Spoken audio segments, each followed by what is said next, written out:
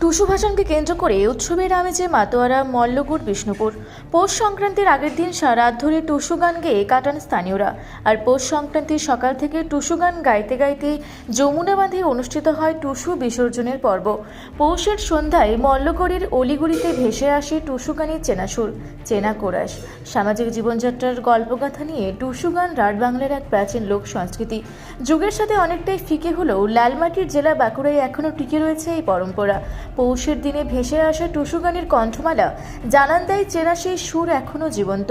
টুসু ঘরের মেয়ে লক্ষ্মী রূপে পৌষ মাস জুড়ে সন্ধ্যায় চলে টুসু বন্দনা। আর পৌষ সংক্রান্তির দিন টুসু বিসর্জনের পর শুরু হয় আবার এক বছরের দীর্ঘ অপেক্ষা। টুসু বন্দনা আর পৌষ সংক্রান্তির পিঠেপুলি মিলে বাংলার ও বাঙালির আবেগে রং ছড়িয়ে দেয় পৌষ পার্বণ।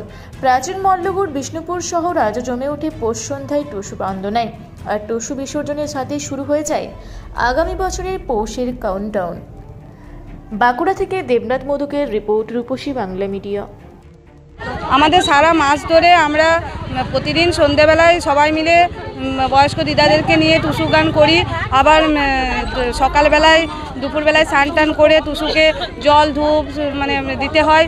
এইভাবে আমরা 30 দিন ধরে আমরা টুসুকে পূজা পার্বণ করি।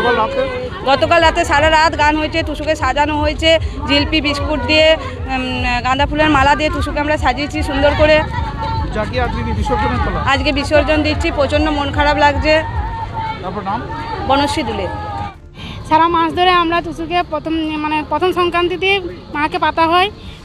পাতার পর আমরা তাকে মেয়ের মতো মা লক্ষ্মীর মতন তাকে পুজো করি। সকালে রাতে দুপুরে ওকে পুজো দেওয়া হয়, খাওয়ানো হয়। আমরা যেমনি ছেলে মানুষ করি সেরকমই মাকে মানুষ করে সারা বছরটা আমরা কাটাই।